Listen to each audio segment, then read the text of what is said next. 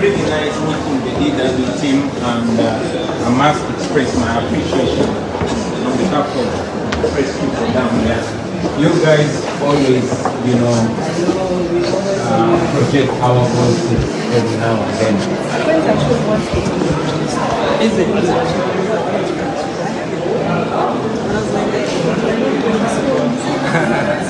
Actually, yeah, sometimes I might not respond in time, but we really appreciate it.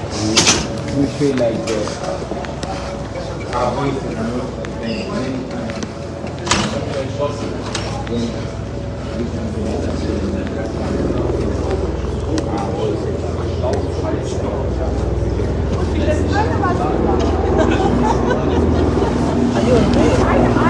Yeah, I'm on bail for so many offenses. I was charged with prison. I'm out on bail, although it is now 3 years. I've not been to court. I'm out on bail for annoying the president. That's I was charged with that. I'm out on bail for inciting violence. I'm out on bail for flaunting COVID regulations. Many times I was arrested during the campaign, and bail. But they allowed you to travel, and they gave you back your passport. Yeah, they never took my passport. Oh, they never took your passport. Yeah, they never took my passport. I think that's something a lot of people actually want to know. Because for people like Okwenza, it says his passport was taken. Yeah, so we can actually start. Sure. So which background? It's fine. You go ahead. This is live. I just played by the air. Oh. You're live already. You're live already. Yeah, live DW TV. Big up yourself. See?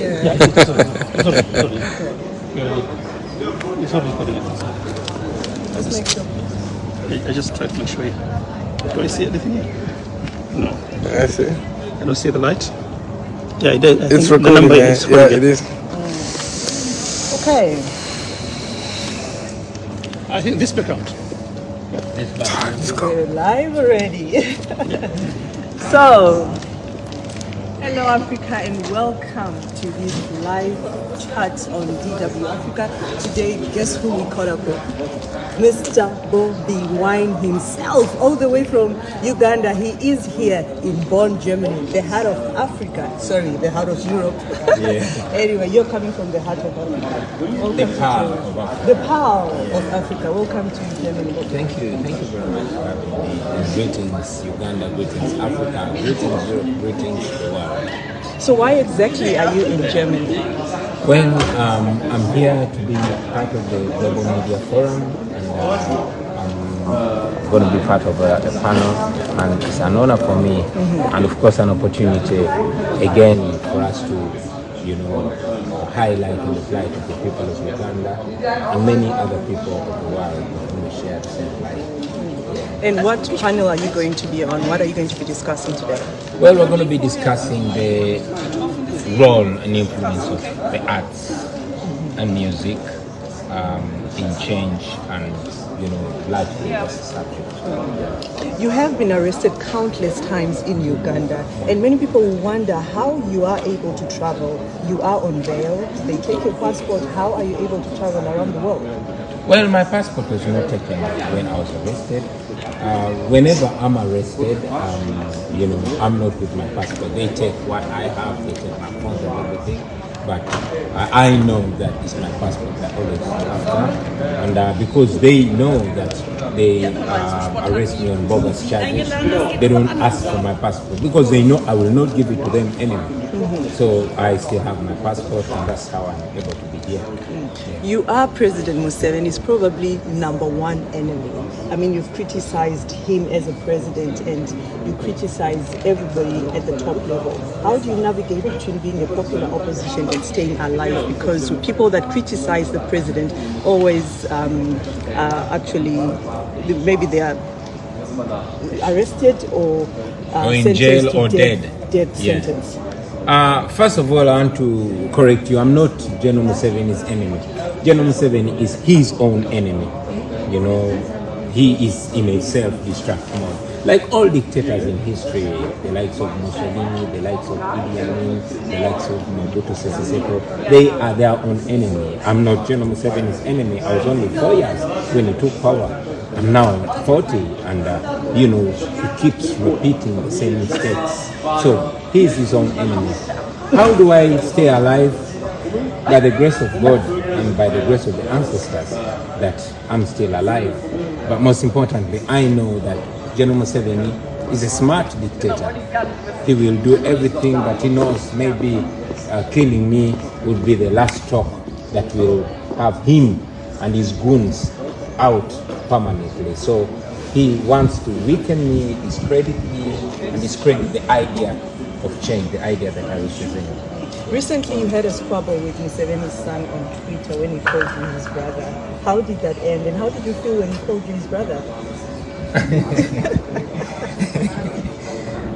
General Museveni's son, like his father, has a sense, an exaggerated sense of self-importance. He believes he confidently says Uganda is his inheritance. He believes Uganda is his father's property. He, you know, abducts people, tortures them, orders the rape of women, orders the castration of people, orders the murder of people. Recently, he personally tortured a popular novelist, cut him in the back and tortured him gravely. So, a person like that cannot claim that I have a relationship with him. So, and he believes that people fear him. Of course, I don't want to address him because I don't want to give him importance, but it was important for him to know that I am not scared of him, just like I'm not scared of his tyrant father. I'm not scared of him, and I'll tell him the truth, of course, with respect. So, you know, it's not a squabble per se. It is speaking truth to the so-called power. Do you think he has a presidential ambition, though? General Museveni and his son. In fact, General Museveni's son has a monarchical ambition. He believes he's a crown prince, and he believes Uganda is his father's property to inherit. And as a matter of fact, that time when I responded to his tweet, he was, you know, referring to Uganda as an inheritance. And I told him he has every right to inherit his father's property, and I'm not out to compete for his father's inheritance. He can inherit his father's cows, his father's shoes, and even his hat. But Uganda is for Ugandans, and the power belongs to the people of Uganda to choose their next leader. So it is not about me or him. We are 43 million people in Uganda. We are all equal. We all have an equal stake in the country. It should not be about me. I know there's so many people out there that are equally talented, or even more talented and more qualified to lead this our country. We should give them the feeling that they qualify, and indeed they are as entitled as everybody else. Yes. Now, several journalists are being killed for doing their job. How did it come to such low bar in the Uganda? Well, power corrupts, and absolute power corrupts, absolutely. You know, General Museveni was a prize revolutionary when he was my age. He came promising respect for human rights, promising democracy, promising the free press and all that. Unfortunately, today, anybody that dares to say truth to General Museveni is punished in the most cruel manner. Speaking the truth is treasonous in Uganda. We've lost so many journalists. You know, some have been permanently injured. Many have had to run out of the country because of the oppression. So, I mean, that's the case in Uganda today. Journalists are threatened and all that. But that's one of the many characteristics of a dictatorship. And that goes further to show the situation in Uganda. Yeah. Now, do you see double standards by foreign governments that on one hand they still support President Museveni and on the other decrying his gross human rights violations? I think in relation to the international community, double standards would be an understatement. I would say I see hypocrisy. I see hypocrisy. These are democracies. I mean, when we're referring to the developed countries, we don't call them countries, we call them democracies. But these are countries that are responsible for propping up dictatorships like General Museveni's. Of course, the so-called election that just happened in 2021, the European Union election observers were blocked from observing the election, and they issued a statement, and so did the United States. But we are yet to see them, follow up their critical statements with firm actions. It is, and I wish I had a more decent word to use, but it seems like to the people of Uganda, they appear to be partners in crime. They can no longer claim not to see what happens in Uganda. We should, if we are talking about human rights, which we are lectured so much about in the West, the values that bring us together as the international community. We are part of the international community. We are human beings too. So if it's human rights, let the people of Uganda and the people of Africa also be seen as human beings. Let us have the same standard of human beings. If what General Museveni is doing in Uganda is done by any leader in Europe, that leader will not be a leader for the next month. Of course, we criticize in the strongest terms possible the oppression and the attack on the people of Ukraine by Russia. But this is what has been going on in Uganda for 36 years. Unfortunately, the West continues to pour money in terms of aid to a dictator like Museveni and many other dictators. We have constantly raised our voices to the international community, to the West. We tell them that, make democracy, the rule of law and respect for human rights a precondition for aid. Otherwise, if you continue to have a collaboration, to be in business with a known tyrant, with a known dictator, relating with them as if they are legitimate leaders, then you're partners in crime. And that's not what we want to see these democracies as. We want to be on the same standard of democracy, on the same standard of human rights. And then we will develop together. It shouldn't be, it shouldn't just be assistance, it should be collaboration. It shouldn't just be aid. So I continue to, and I hope I'm not sounding offensive, but I continue to bring my plea to the international community. Please stop sponsoring our oppression. Stop sponsoring state-sponsored terror in Uganda and in Africa. Be held by the values of human rights that bring us together as the international community, because we are all human beings. We want to all celebrate human rights. We want all to celebrate democracy. Our dream is to be called a democracy, and if that happens, we will all be happy and we'll be prosperous. We don't want to see refugees coming from Africa inconveniencing Europe, but those refugees keep flowing because of the misgovernance at home, because of the warmongering dictators at home. And these dictators are tolerated. They should not be tolerated in the West. That's my request.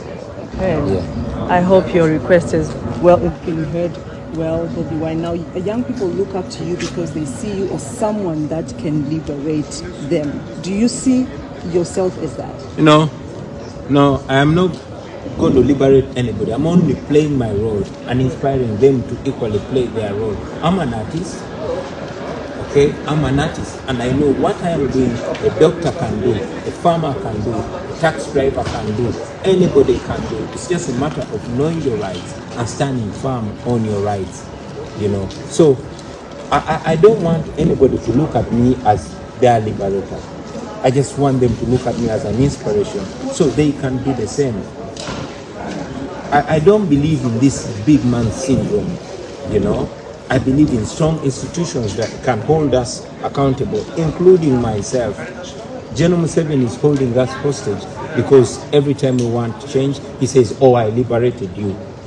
So I'm not liberating anybody. I want us to liberate ourselves all together so that at the end of the day, no single citizen will lay a claim on that liberation. It will be for the people and it will be owned by the people. Yes. And what does the future hold for Uganda? Where do you see Uganda perhaps in 5 years to come? I don't want to look at 5 years. I want to look at tomorrow. I know Uganda will be free. I know Uganda will be free. I know even this country, Germany, where we are, has ever been ruled by a dictator. You know, in the days of Adolf Hitler, you would never imagine Germany will be what it is today. So, looking in the future, which might be tomorrow, next week, next year, or anytime, we will be like Germany. But the sooner, the better. We want our freedom and we want it now. Yeah. Now we have a lot of Ugandans watching us right now and a lot of Africans. What advice or last word do you have for them as we conclude this interview? Bobi, himself. And I'm not going to let you go before you sing something for me, okay? Oh man, oh man. Yeah, I'll tell Ugandans, I'll tell Africans and all oppressed people across the world that freedom does not come to those who cry. Freedom comes to those who fight for it. So, because the more you cry, is the more your people continue to die. But when you stand firm, you'll get your freedom. So believe in yourself. Don't give up. You know, think positive. Let your situation today not determine you. Where you are is not who you are. No, we are only first world minds stuck in third world countries. In fact, they are not third world countries. We only have third world leaders. You know, we are the youngest population in the world. That's supposed to be an opportunity. That's supposed to be a resource. Don't give up on yourself. Okay? Don't believe in me. Believe in you. And if we all believe in ourselves and keep our eyes on the prize, we'll get there. And we'll get there sooner than we believe, sooner than we think. So let's keep going. Don't give up. Don't allow the dictatorships to determine you. No, you're much greater than what you've been told you are. Let's keep fighting for our rights. We will get our rights. Thank you so much, Thank Bobi, you very for much. joining us. But like I said, you will not go before you say something or sing something for us. We have more also, Yeah. Mr. Jason. Just a minute. All right, listen. Our people complaining night and day. They wonder why we continue to live this way. But I know these things will change someday. If we really want it to change anyway. Africa is a land of abundance, but the Africans living in deficiency.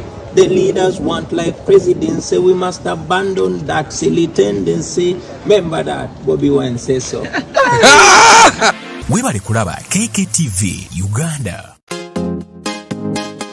Get informed and updated on issues around you and the globe as well. Kk Tv.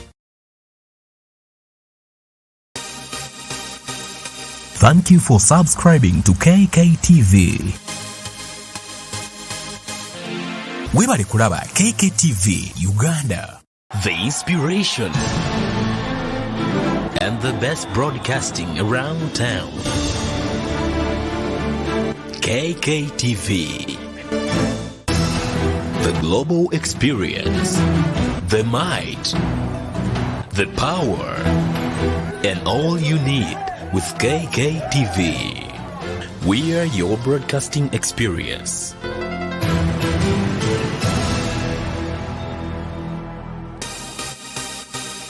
Thank you for subscribing to Kk TV. Museveni era nga bwe yakyogedde yayogera n'abantu abalala neffe tetulina kye twogera naye kuba aliwo mu bumenyi bw'amateeka. Ekyokubiri, tetwetaaga kwogera naye kuba obuyinza si bubwe, obuyinza bwa bannayuganda. So tetwetaaga kwogera na Mwai Museveni. Ye okwogera n'abantu tayogera ku ngeri ggwanga gye likyuka naye abeera ayagala kwogera naawe kubuuza oyagala ssente meka. Ffe tetugulirirwa. Bakikola okulabisa okulaga nti tonna kyoli. You are watching Kk TV. Kikulaga nti eno gavumenti ya Museveni eriwo mu bumenyi bw'amateeka, tegondera amateeka, tegoberera amateeka, yo ekola byeyagala. Omuntu omu yasalawo, bwasalawo nti kati beera mulamu ng'obeera mulamu, bwasalawo nti kati beera mufu ng'obeera mufu. Mr. Update Kanumbe oba bankuba bankube oba banzita banzite oba kyekigwawo kigwewo. You are watching KK TV.